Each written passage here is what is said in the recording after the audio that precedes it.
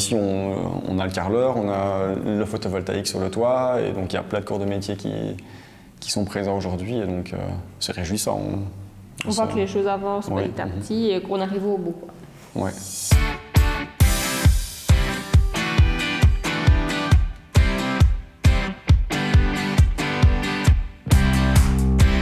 Aujourd'hui, c'était la réunion pour le carrelage, d'une part, et d'autre part pour le nivellement final, donc la remise à niveau de toutes les terres autour du bâtiment. On a rencontré M. Jean Claes, le conducteur de chantier, ainsi que le carreleur, qui nous ont un peu montré la façon dont les carrelages vont être posés dans chaque pièce.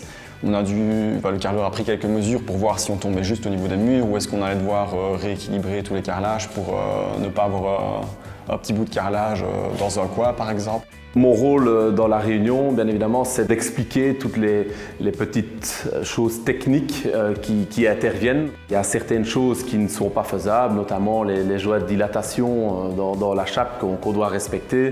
Et donc voilà, c'est un petit peu de réfléchir ensemble la finition de la maison et d'allier ces parties techniques. On a parlé principalement de comment on allait placer les carrelages.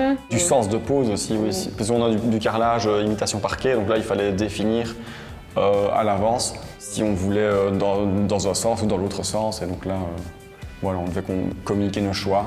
C'était particulièrement intéressant pour notamment les douches, parce que dans les douches, on a aussi les carrelages sur les murs. Et donc là, il fallait être encore plus précis et bien dire ce qu'on voulait avoir. Et pour le moment, on est content de voir les premières lattes qui sont posées aujourd'hui. On est vraiment dans le cadre de la finition de la maison. C'est vraiment ce que les gens, les invités, etc. vont voir. C'est une des premières choses qu'ils voient, c'est la pose du carrelage. Donc la qualité du carrelage, du poseur et du choix global de la maison est vraiment très importante pour avoir fini dans l'attente des clients, quoi. On est content que ça reprenne, ça fait maintenant 5-6 semaines qu'il n'y avait plus rien puisqu'il fallait le temps que la chape puisse sécher. Oui, on commence déjà un peu à planifier comment est-ce qu'on va déménager tel ou tel meuble et oui, ça c'est chouette.